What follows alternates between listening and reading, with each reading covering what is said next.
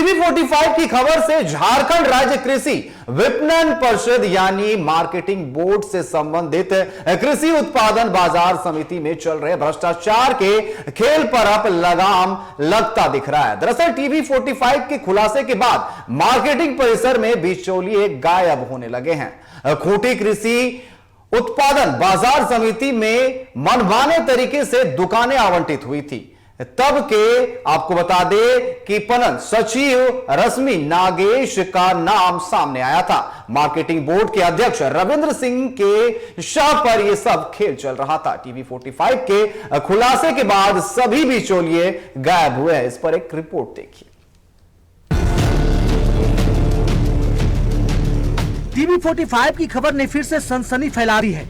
TV 45 की मुहिम के बाद झारखंड राज्य कृषि विपणन परिषद यानी मार्केटिंग बोर्ड से संबद्ध कृषि उत्पादन बाजार समिति में चल रहे भ्रष्टाचार के खेल पर अब लगाम कसता दिख रहा है। हमने खूंटी कृषि बाजार उत्पादन समिति में भ्रष्टाचार की खबरों को दिखाया था। उसके बाद यहाँ के 4.37 एकड़ मार्केटिंग परिसर से बिचौलिए गायब होने लगे। खबर दिखाए जाने के बाद मार्केटिंग परिसर से बिचौलिए गायब होने लगे। बाजार से पैसे की वसूली करने वाला कैलाश गोप गायब हो गया है।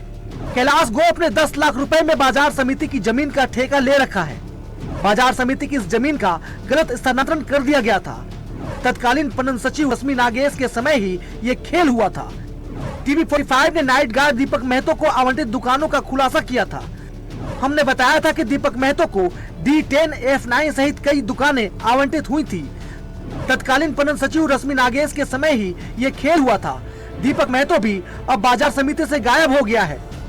व्यापारियों ने दीपक महतो को लेकर कई खुलासे किए हैं। आरोप है कि दीपक महतो ही पणन सचिव रही रश्मि नागेश के नाम से पैसे की वसूली करता था। मार्केटिंग सुपरवाइजर रश्मि नागेश के सिर पर मार्केटिंग बोर्ड के चेयरमैन रविंद्र सिंह का हाथ है। मार्केटिंग बोर्ड के अध्यक्ष रविंद्र सिंह ने पहले तबादला सूची बदलवाई, फिर रश्मि नागेश का तबादला कृषि बाजार उत्पादन समिति पंडरा रांची में किया गया।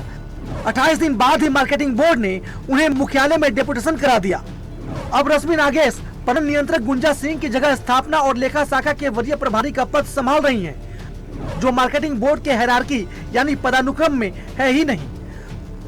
पणन नियंत्रक गुंजा सिंह के चेंबर पर भी रश्मि नागेश ने कब्जा कर रखा है। साफ है कि भ्रष्टाचार की ये गंगा ऊपर से बह रही है और ऊपर रविंद्र सिंह बैठे हैं। खैर, टीवी 45 के खुलासे के बाद हलचल भी है और हदम भी। टीवी 45 के खुलासे से कई लोग बौखला भी गए। ये सफेद पोशों के चेहरे से नकाब हटने की बौखलाहट है। रांची से टीवी 45 के लिए दीपक कुमार की रिपोर्ट।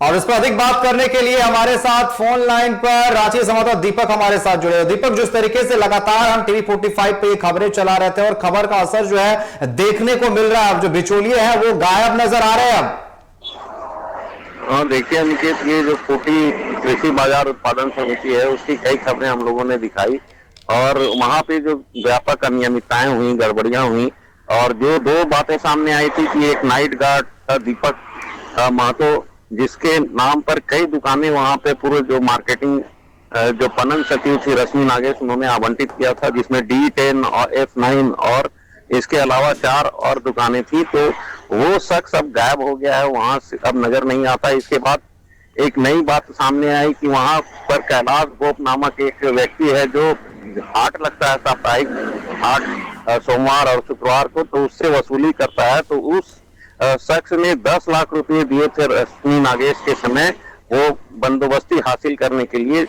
और जिस तरह से वहां पर जो 4 एकड़ 37 डिसमिल जो जमीन है बाजार समिति की, वो गैर कानूनी तरीके से या उसमें अनियमितता बरतते हुए नगर पंचायत को हस्तांतरित की गई। इसकी भी जांच अब जो वर्तमान में SDO हैं दीपेश कुमारी वो कर रही हैं।